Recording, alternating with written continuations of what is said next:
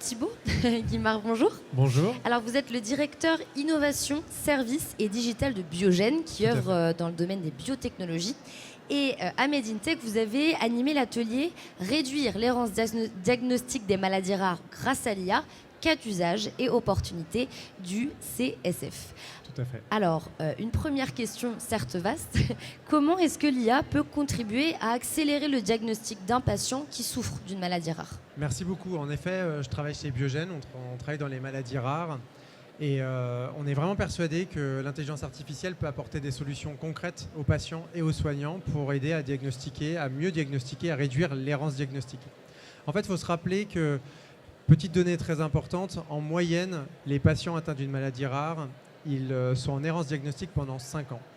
Et l'écart type est très large, donc vous pouvez avoir des patients qui vont être diagnostiqués en 6 mois et d'autres, au bout de 14 ans, vont toujours pas avoir de réponse à leur pathologie. Et donc l'opportunité de l'intelligence artificielle, c'est de venir collecter des données en fait, qui sont non structurées, donc celles que les professionnels de santé vont taper en fait, quand vous allez passer à l'hôpital pour un signe ou un symptôme que vous allez avoir. Et en fait, nous, humains, on ne va pas être capable de reconnaître dans l'ensemble de ces données des données qui pourraient être prédictives, finalement, d'une maladie rare.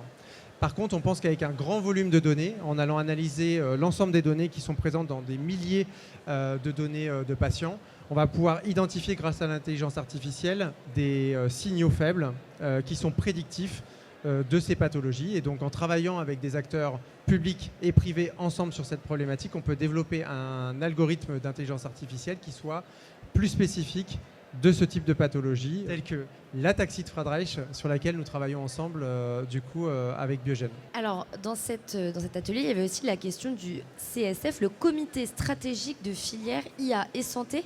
Vous pouvez nous expliquer un petit peu ce que c'est ? Alors le comité stratégique de filière en intelligence artificielle et santé, en fait, c'est un comité stratégique qui a pour objet de stimuler l'écosystème public-privé autour de cette opportunité de l'intelligence artificielle dans la santé.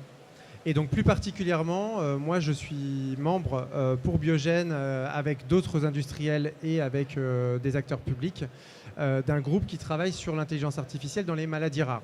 Et donc on a justement décidé de se concentrer ensemble sur l'errance diagnostique de ces maladies rares, puisque c'est un sujet sur lequel à la fois les patients, les professionnels de santé et le gouvernement a défini qu'il y avait une priorité d'action vraiment pour ces patients. Voilà.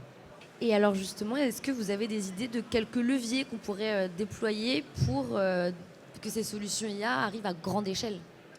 Tout à fait. Alors le premier levier, c'est un vrai challenge, mais c'est celui sur lequel on veut se concentrer aussi avec ce groupe, c'est l'accès aux données.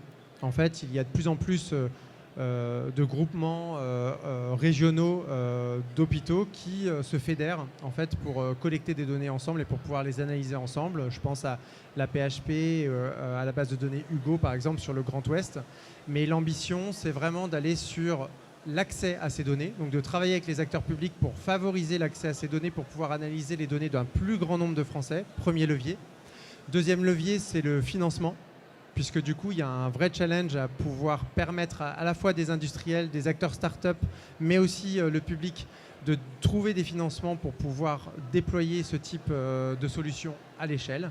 Et puis enfin, il y a un vrai sujet d'accompagnement des professionnels de santé et de collaboration aussi avec les filières santé-maladies rares qui sont extrêmement dynamiques et qui sont vraiment les experts de ces pathologies qui travaillent avec ces patients pour déployer ces solutions. Donc là, c'est comment est-ce qu'on travaille ensemble ? C'est vraiment un sujet extrêmement important pour aller au-delà d'une recherche dans laquelle on aurait identifié effectivement une opportunité d'intelligence artificielle, mais sans déploiement.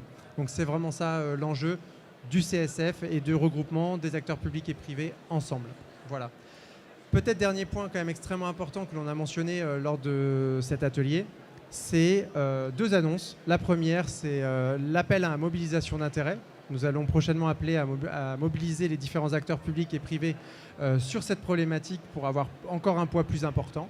Et puis deuxième élément très concret et très opérationnel, on s'est rendu compte que pour porter ces projets concrètement et les aider à avancer plus vite, on a besoin d'avoir une structure juridique. Et donc on vient d'annoncer que l'on est en train de réfléchir à la création d'une association de loi de 1901 qui va permettre à la fois de collecter les financements et puis ensuite de soutenir les différents acteurs qui viendront nous rejoindre.